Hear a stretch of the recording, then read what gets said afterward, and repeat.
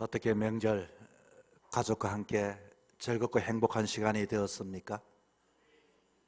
아무리 사랑하는 사람과 함께 한다 할지라도 늘 언제나 그 속에는 긴장과 갈등과 참음과 그 속에서의 또 말하지 못하는 아픔이 있는 것이 사람들의 모임의 장소입니다. 보다도 직설적으로 말을 하면은 인생의 삶은 내가 누구와 함께 있느냐에 따라 다르지만, 그러나 어디를 가든 사람이 함께하는 장소에는 보이지 않는 긴장과 갈등이 있고, 그리고 직설적으로 말하면 날마다 싸움입니다. 그래서 어떡하든지 그 상황을 맞이할 때마다 늘 언제나 치지 않기 위하여, 그리고 손해보지 않기 위하여, 성기를 잡기 위하여 생각하고, 그리고서 또 눈치를 보고 살피고 살아가는 것이 우리 인생들의 삶입니다. 우리가 때로는 순간순간마다 이기는 것 같지만 또 지나고 보니 또 져버리고, 이제는 끝이 났다라고 졌다라고 생각하지만 또 어떻게 상황이 역전되어 또 아주 나에게 유익이 되어지는 역전의 순간을 맞이하기도 하죠. 그래서 인생이라고 하는 것은 순간순간 나름대로 머리를 쓰고 산다 할지라도 영원한 승자도 없고 영원한 패자도 없는 듯합니다. 특별히 이렇게 싸움을 하는 가운데 관심 있게 보는 분이 계시죠. 바로 주인입니다. 여러분, 청도에 소싸움 하는 거 보셨습니까? 이 소가 싸움을 함에 있어서 이 덩치 큰 소는 처음에는 이와 같이 툭툭 머리를 쳐박다가 힘을 측정해 봅니다.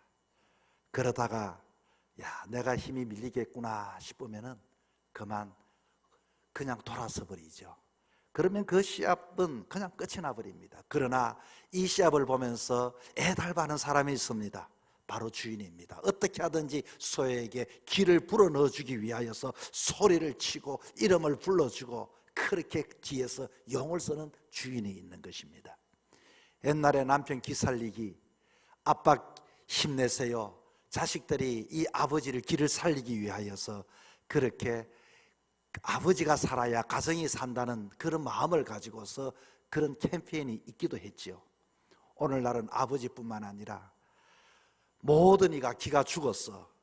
특별히 새 가족들을 만나서 많은 이야기를 주고받지만, 그러나 힘 빠지는 소리, 때로는 의욕이 상실되는 소리, 기가 죽어서 돌아오는 우리들의 모습, 이제 어떻게 살아가야 합니까?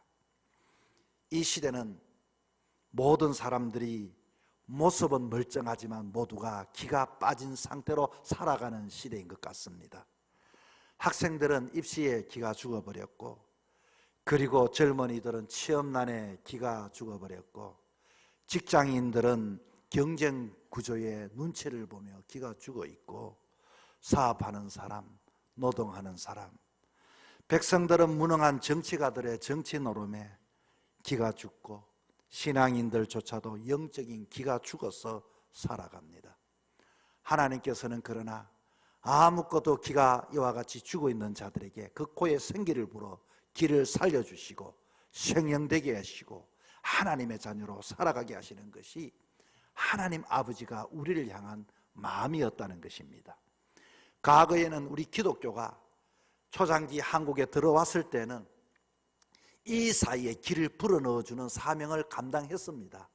그를 모르는 사람들에게 젊은 청년들이 야하게 봉사함으로 그를 모르는 사람에게 그를 깨쳐 주었고, 그리고 신분계급이나 때로는 자그마한 병에도 구슬했던 그 사람에게 약을 주고 의술로 치료해 주었고, 도박에 빠져있는 사람들에게, 때로는 교육받지 못하는 여성들에게 학교를 지어줘서 이와 같이 하나님의 영의 길을 가지고 세상에 길을 불어넣어주고 소망을 주는 것이 기독교의 역할과 사명이었습니다. 그러나 지금 여러분, 우리는 어떻습니까?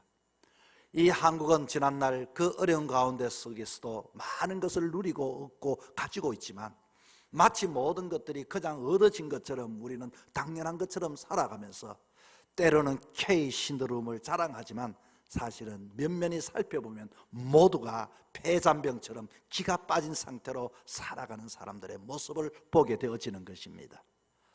어떻게 해야 합니까? 길을 살려야 할 텐데 정말로 그 코에 생기를 불어넣듯이 주듯이 소망을 가지고 저들이 살아가야 할 텐데 말입니다.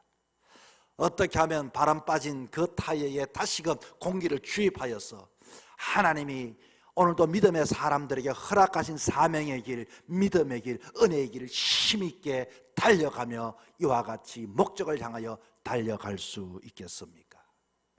오늘 본문의 말씀은 그 비결을 말씀해 주고 있습니다. 사실은 이런 상황은 오늘 이 시대 우리 대한민국뿐만 아니라 우리의 상황뿐만 아니라 사람이 사는 모든 그 시대를 초월하고 그와 같은 상황은 있어 왔습니다. 스바냐 선지자가 활동했던 그 시절은 모든 백성들이 기가 죽었던 시대였습니다. 특별히 주변에 아수르라고 하는 나라에 의하여 그와 같이 나라가 멸망해버렸고 그리고서 100년 동안 그렇게 식민지 생활을 하게 되었습니다. 이들은 더 이상 하나님의 선민이라는 정체감도 잊어버리고 이와 같이 이국 나라에 그리고 외세에 거기에 문화에 젖어들기 시작했습니다.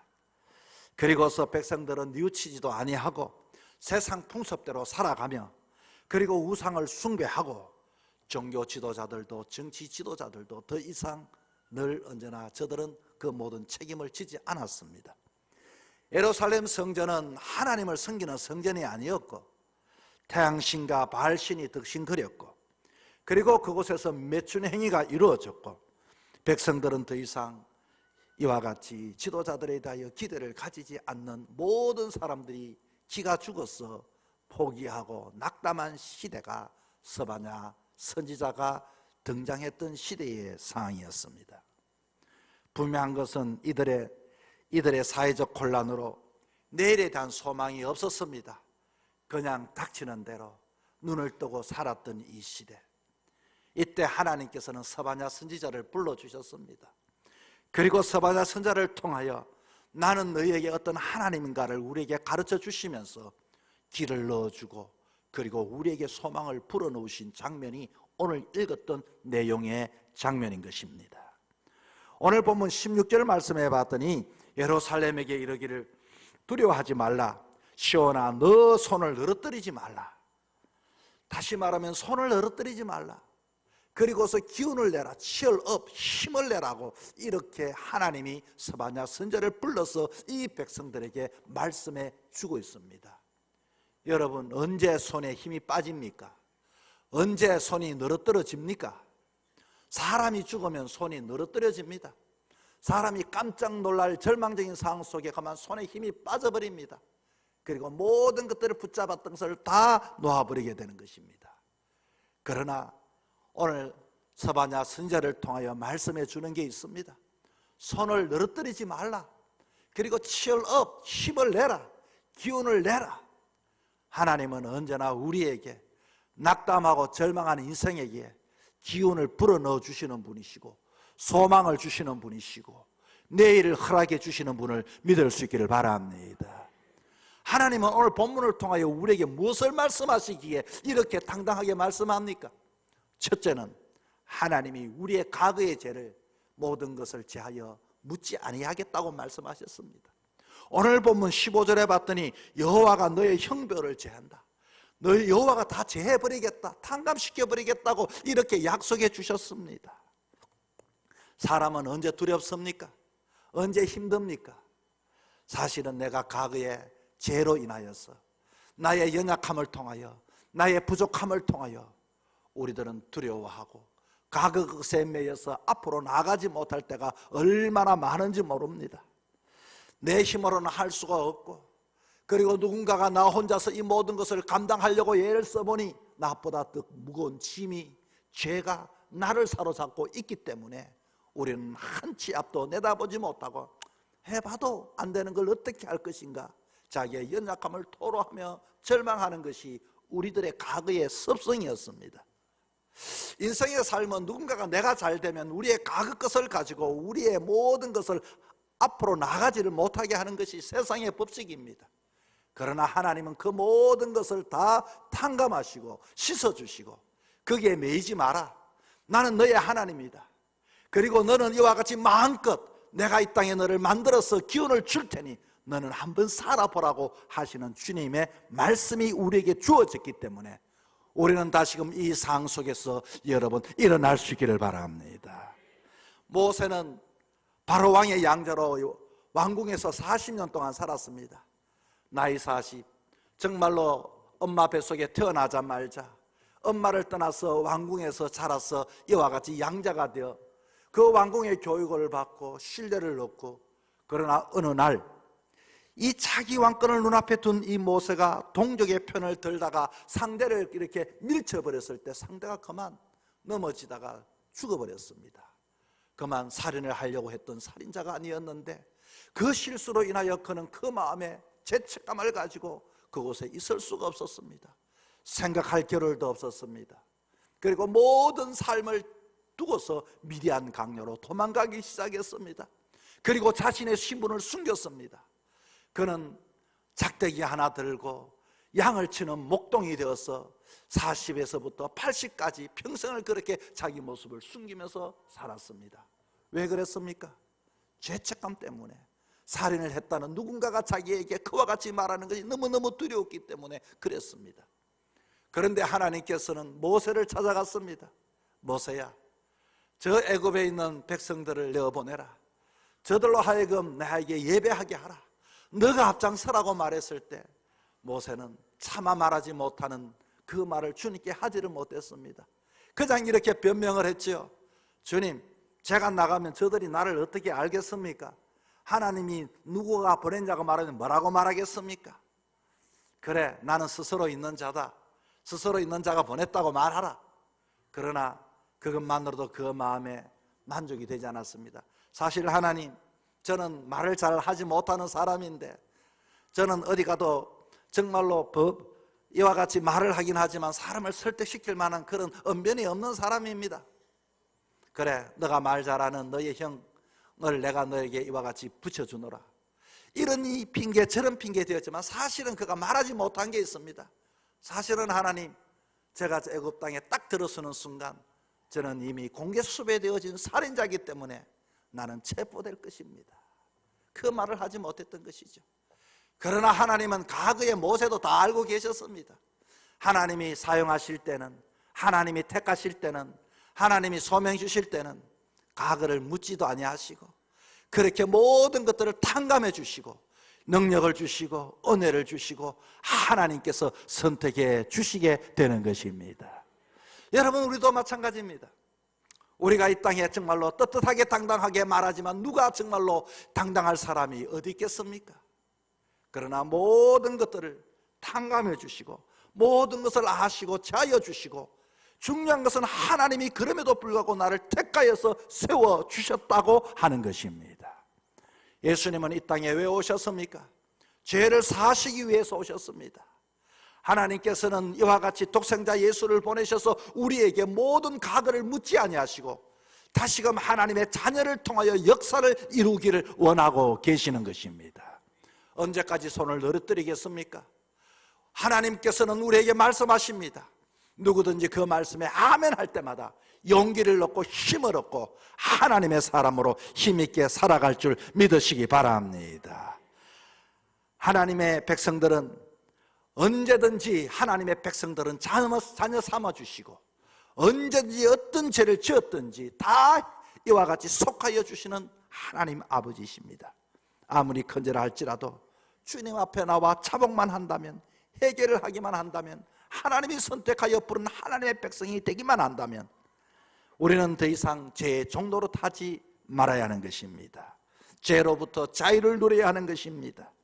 날마다 주의 그 음성을 들으시고 다시 한 번 더 상황과 여건 속에서도 날마다 주의 음성을 듣기를 사모하고 갈급하여서 힘을 얻어 힘있게 살아가는 저와 여러분의 삶이 되기를 축복합니다. 둘째는 우리가 다시금 힘을 내어서 살아가야 할 이유는 전능하신 하나님이 우리와 함께 하시기 때문에 그렇습니다. 본문 17절에 말합니다. 너희 하나님 여호와가 너희 가운데 계시니, 하나님이 우리 가운데 계신다고 말씀해 주었습니다. 여러분, 우리가 세상에 두려워하고 염려하는 이유가 뭡니까?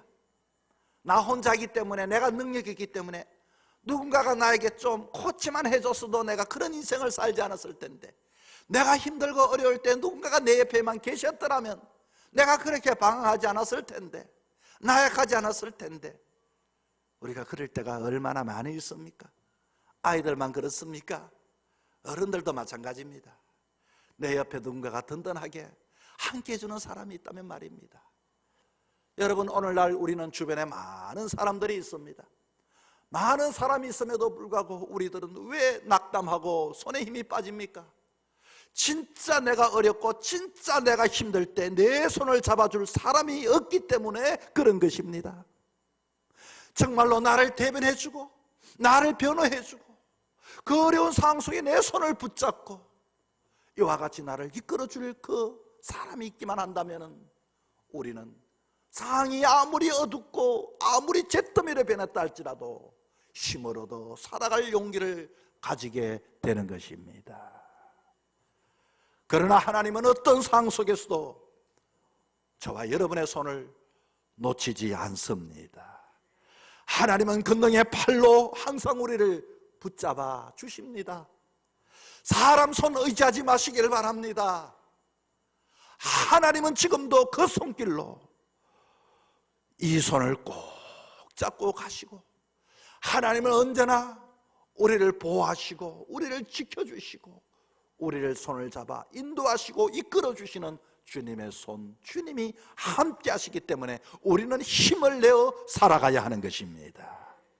마태복음 28장 20절 하반절에 말합니다. 볼지어다 내가 세상 끝날까지 너희와 항상 함께 있으리라.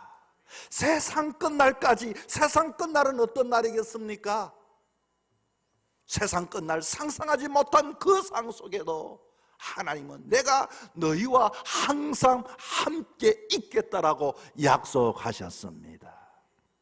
세상 살아가면서 세상 사람 이와 같이 손을 붙잡으면 내가 위로가 되고 힘이 될 줄 알지만 어렵고 힘들수록 주의 손을 꼭 붙잡고 살아갈 수 있기를 바랍니다. 여러분의 힘을 내십시오. 하나님의 자녀들은, 하나님은 우리의 아버지십니다. 그 아버지는 우리의 손을 잡아 붙잡아 주시기를 원합니다. 더 위태할 때, 더 복잡할 때, 더 힘들 때 우리의 손을 꼭 잡고 놓지 않으시는 하나님의 손길, 하나님의 손길이 있기 때문에 우리는 용기를 내어 손에 다시금 힘을 주어 살아가는 저와 여러분 될 수 있기를 바랍니다. 셋째로는 하나님은 우리를 사랑해 주십니다. 본문 17절 말씀에 그가 너로 인하여 기쁨을 이기지 못하며 너를 잠잠히 사랑하시며, 떠벌리고 사랑하시는 것이 아니라 하나님은 잠잠히 사랑하신다. 여러분, 사랑도 종류가 많이 있지 않습니까? 진짜 사랑은 소리가 나지 않습니다. 진짜 사랑은 자랑하지 않습니다.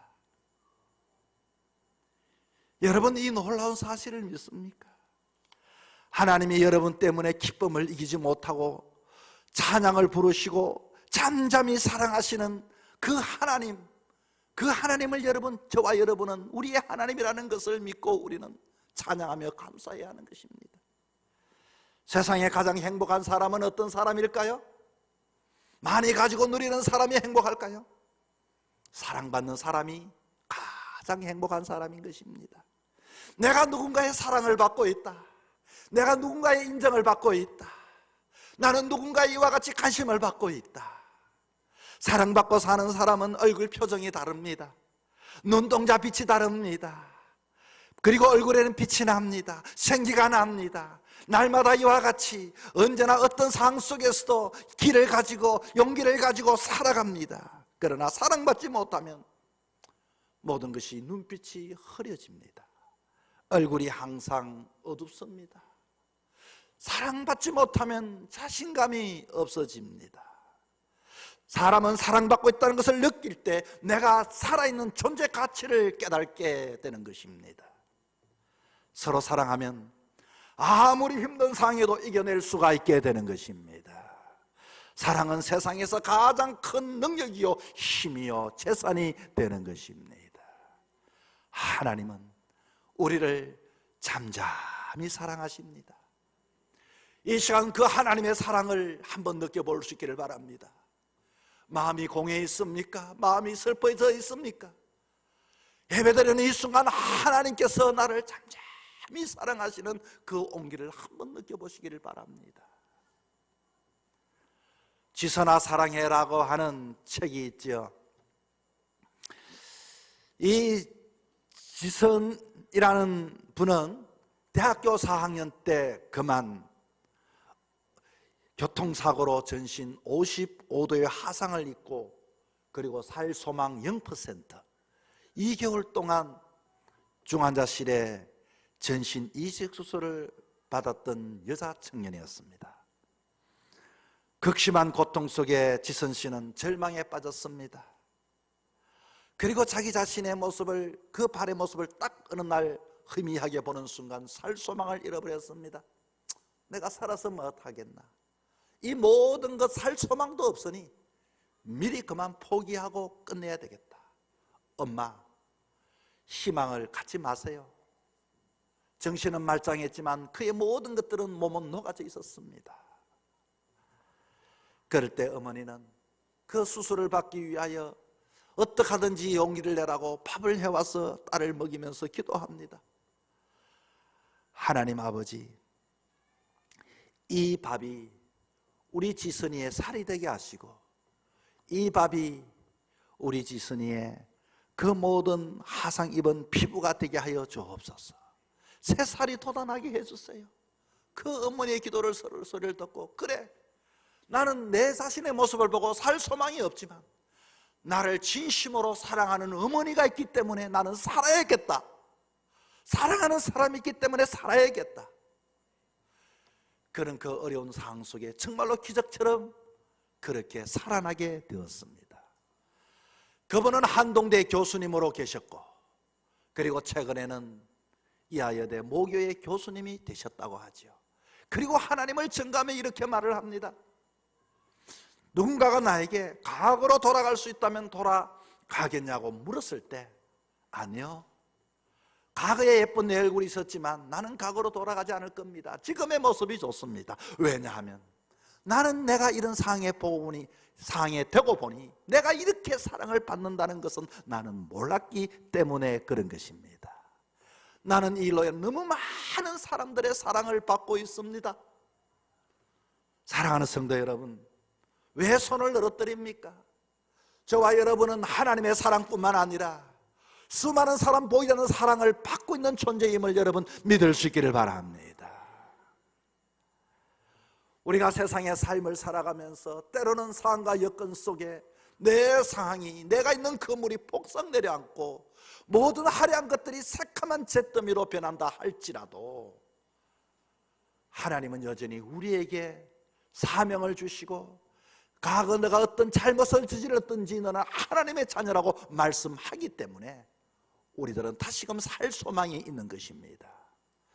다시금 하나님께서는 우리 혼자 내버려 두지 아니하시고 하나님은 우리를 향하여 내가 너와 함께 있다라고 말씀해 주시는 것입니다. 우리는 혼자가 아닙니다. 하나님은 언제나 우리를 지킵니다.